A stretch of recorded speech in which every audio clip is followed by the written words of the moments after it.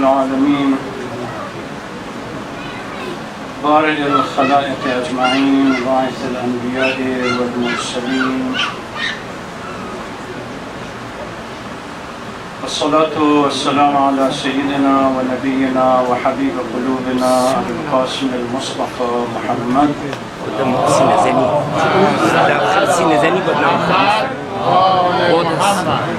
وعلى أهل بيته الطيبين الطاهرين المعصومين المنتجبين. Brothers, sisters, colleagues, Assalamu alaikum wa rahmatullahi wa barakatuh. I would like to start tonight with the hadith narrated from Imam Hussein salawatullah salamu alayhi. الناس عبيد الدنيا والدين لعب على ألسنتهم يحوطونه ما درت معايشهم فإذا محسوا بالبلاء قل الديانون. People are slaves of material life, mesmerized by its glory and glamour. They pay lip service to the faith. They hold to it so long as it is gainful, but as soon as they are tested with calamities and challenges in life, very few remain faithful indeed. Last night, with due respect to my friend and brother that started his recitation, I outlined exactly how I'm going to approach the next 10 days that I'm guest here. First part of the presentation or the lecture is going to be in English, and the second part will be in Fars. As I indicated last night, for the bilinguals within our audience, there might be occasion in which few topics are overlapped and repeated, so I hope they will forgive. For the benefit of the brothers and sisters that were not here last night, I would like to begin with a brief synopsis of what I discussed last night. I posed the question. It begs everyone to understand, particularly in the early history of Islam, what happened within 50 years of the demise of the Holy Prophet. Islam changed to the point in which the grandson of the Holy Prophet, with the entire male companions and disciples, are slaughtered under the banner of Islam.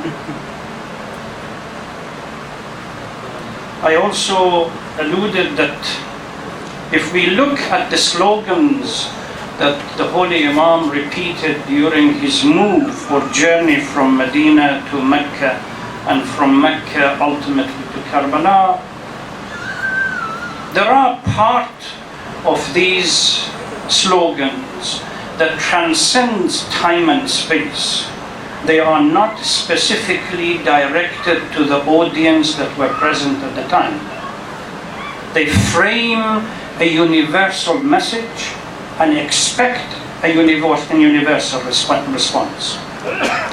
These are the criteria, these are the messages that we can dissect to find out certain principles from them and then judge how close are we to these ideals that the Holy Imam laid down as a foundation for his uprising. I also indicated that if the guiding principle of the uprising of Imam Hussein was the creation or the construction of a community perceptive to the concept of justice and is prepared to defend justice at all costs. As the verse in the Holy Quran says, لا يخافون في الله لومة لائم. They are not afraid of anything. If that was the ideal, the guiding principle for the uprising, if the situation is to be repeated, can we, as people that claim allegiance and faith, or claim that we are followers of this institution of Ahlul Bayt, if fate has it and the situation is repeated, can we do something different from the rest of the community, or we fall behind the crowd? What happened to the community that the Holy Prophet spent 23 years constructing its honor and dignity? Without the effort and jihad and the struggle of the Holy Prophet, the community, the early history of Islam, the Arab Jahiliyyah, they really were no one. So within 50 years, the outside is kept, the prayers are kept. And I even mentioned last night that on the day of Ashura, there were 2 Jama'ah prayers. One was led by Umar ibn Sa'd, and another one was led by Imam Hussein. Both of them provoking Allah subhanahu wa ta'ala and appealing to the dignity of the Holy Prophet. But at the same time, Islam was vandalized to the point where these people, the appearance of Islam was kept, and they were fighting and they were prepared to slaughter the grandson of the Holy Prophet. There's something fundamental and existential that has gone wrong. It's for us to look around and find whether within the slogans we can come up with some framework to judge ourselves, to see how close we are to the ideals. If we believe, we claim to be servant or followers of Ahlul Bayt, but the precept that have been outlined by Ahlul Bayt, the Shia of Ahlul Bayt, have no positive consequences in our lives, 2 possibilities exist. Either in a cognitive manner, in our understanding of Shi'ism, we really have made a mistake, or in the praxis, when it comes to acting it out, we are not prepared to act it because it's costly. We are not prepared to make the sacrifice that is needed. One of the 2. And both of these, whether it's the lack of understanding, true understanding of the whole precept of being a true Shia, or whether we understand who we are but we are not prepared to act accordingly because it's costly, creates the paralysis that we are in today. One of the 2. If we don't understand ourselves the true Islam or true concept of Shi'ism, and at the same time we are not prepared, that's even worse. Let's look at few of these slogans. When Imam says that Hal min nasirin yansurna, I alluded to this last night, it sets a call, a universal call. What it says that whenever, wherever a liberated person refuses to submit to despotism, and the despotic attempt to change and distort the supreme values of Islam, and for this person is prepared to give his or her life rather than live simply in a dehumanized existence, that is a response to the call that says Hal min nasirin yansur. And Imam is going to be present in such a battle. This is the conflict, the perpetual conflict between Haqq and Batil that last night I stated. From the moment that Adam was created, The creation of Adam, the issue of Genesis, created not only a chaos for the angels, but suddenly a comfortable life that they had was turned upside down. Now they have a competitor that if he or she follows the command of Allah is going to be higher value than the angels. But also created two entities, shaitan, or call it batil, falsehood, and haqq, which is the command of Allah subhanahu wa ta'ala. This perpetual conflict from there until eternity is going to be there. The examples that we have in history, whether it's Musa and Pharaoh, Ibrahim and his despot, Isa and those that were despotic during his time, Abu Sufyan and the Holy Prophet, Muawiyah and Ali, Yazid and Hussein, these are only examples in each era. In our time, we have the same kind of principle. Remove Bani Umayyah, when Imam says, if Bani Umayyah become the spokesperson for Islam, that Islam is vandalized and totally distorted. Remove Bani Umayyah and put a few names, contemporary names for them. And say if Islam is being, if the spokesperson for Islam become Wahhabi and Takfiri and bloodthirsty individuals that dominate the entire media, then this Islam is distorted. When Islam says the violation, Imam criticizes the community for being silent for the violation of human rights. He says, can't you see the justice not prevailed and the values are not adhered to? The right of people are trampled upon. And how can you be silent?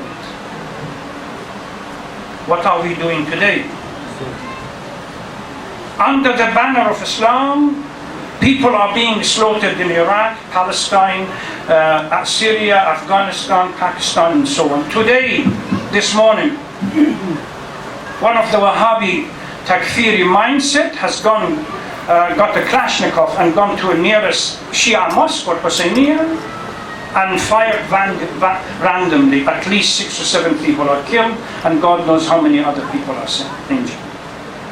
Only a few months ago, we had a couple of these Wahhabis going to Kuwait and Masjid Imam Sadiq and killed on a day of fasting, close to Friday prayer time.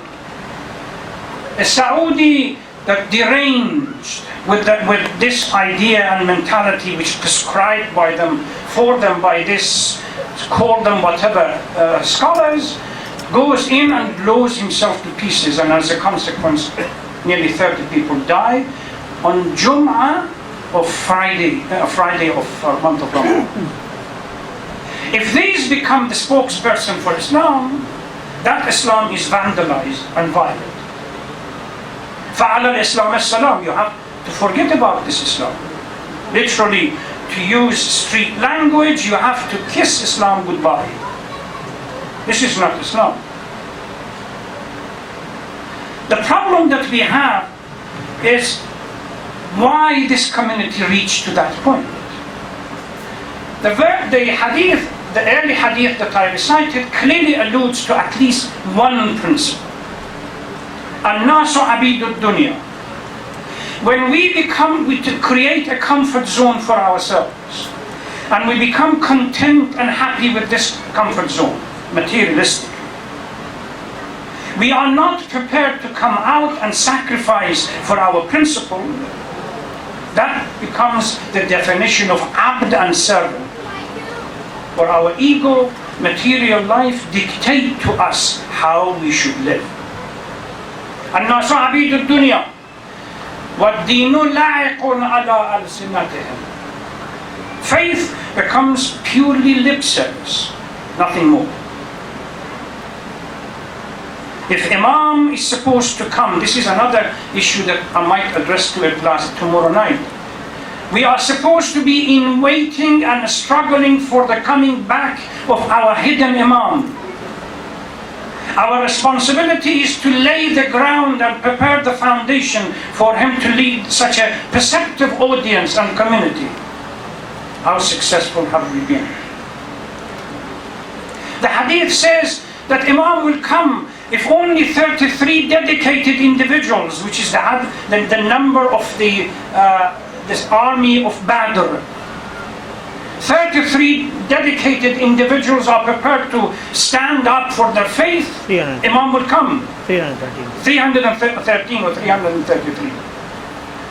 Does that mean nearly 1,400 years or 1,200 years from the occultation have gone, and our community has not been able to produce 313 or 330 individuals? What does that tell about us as a community? That every year during Muharram we shake the banner and wave the banner and proclaim our allegiance to the holy Imams and the Shia Islam. We really have no understanding of what Shi'ism is. Let me clarify a misconception that people had from last night's particularly Farsi lecture. I am talking about the macro level, not the micro, say masjid in San Diego, this masjid or some masjid, this small community.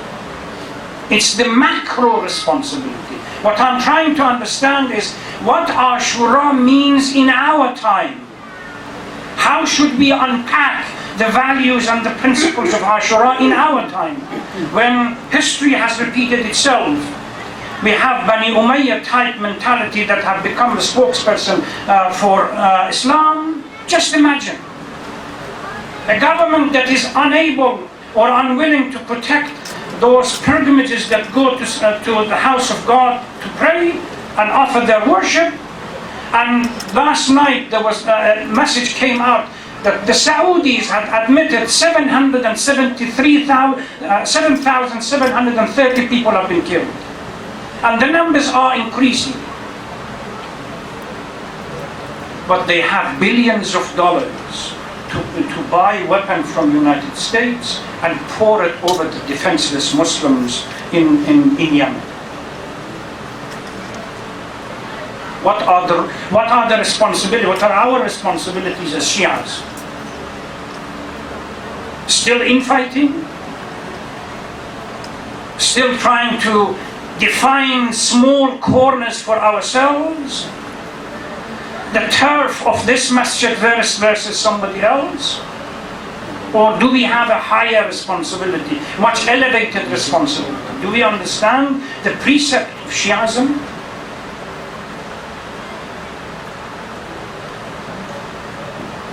If we are not prepared to practice the verse, there is a verse in the Holy Quran, Surah Hajj, verse number 11. وَمِنَ النَّاسِ مَنْ يَعْبُدُ اللَّهَ عَلَى حَرْفٍ. There are those that they pray to Allah subhanahu wa ta'ala, but they stand on the verge. Their ethics and morality become, as we say in the academic circle, a utilitarian ethics. Benefit and loss. If my faith becomes profitable, then I am faithful. If there is no profit, then there is no faith. يَعْبُدُ اللَّهَ عَلَى حَرْفٍ. فَإِنْ أَصَابَهُ خَيْرٌ اطْمَأَنَّ بِهِ. If he benefits from the faith, then he rests assured. But if he is challenged with some kind of crisis, انقلب على وجهه. Very quickly he turns his back to it. We are not prepared to commit ourselves because of that.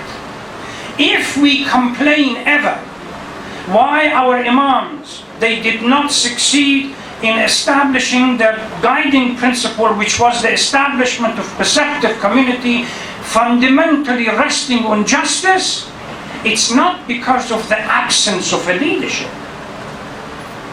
It's because the absence of a community that would follow to the hilt and is prepared to sacrifice for those goals.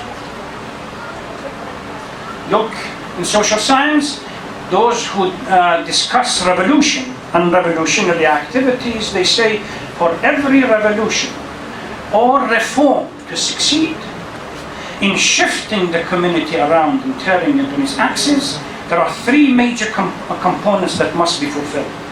Number one, the presence of a charismatic leader.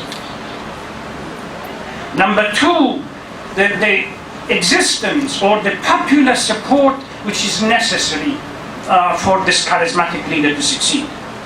And number three, the chemistry or the relationship between the leader and the subject. Every single Imam, from Imam Ali up to today, if revolution or reform for changing our society fails, it's not because of the absence of charismatic leaders, it's because the community is not prepared to commit.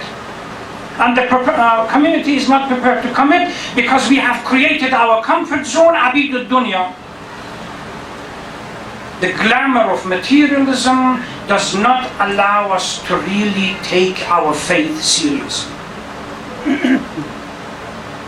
Why Ali stands in Masjid al-Kufa and says, I wish Muawiyah would exchange 10 of you for one of his followers. You filled my heart with pain. When I tell you to go and fight Muawiyah, if it is winter, you say, oh, it's too cold, wait until it gets warm a little bit. When it is warm, you say, it's too hot, let's wait until the winter comes. Comfort zone. Wallah, I can see Muawiyah coming and becoming your leader, not because they are just, but because they are united. باجتماعهم على باطلهم وتفرقكم عن حقكم. Shia precept is supposed to create a dynamic society that stands for justice. Where is justice? We can't see justice in our own community, let alone become the flag bearers for others. What I'm trying to establish is not to be critical of one individual or one particular group, although we all have shortcomings. What I'm trying to do, that we fail to adhere to these principles and act in the praxis, in the practical sense, to act them in our lives. Racism prevails, sexism prevails, hierarchy prevails, race and nationalism prevails, color prevails. But all these were issues that we thought Islam has eradicated from our midst. And then there is an expression in Arabic that says, فَاقِدُ الشَّيْء لَا يُعْطِي. If you don't have it, you can't give it.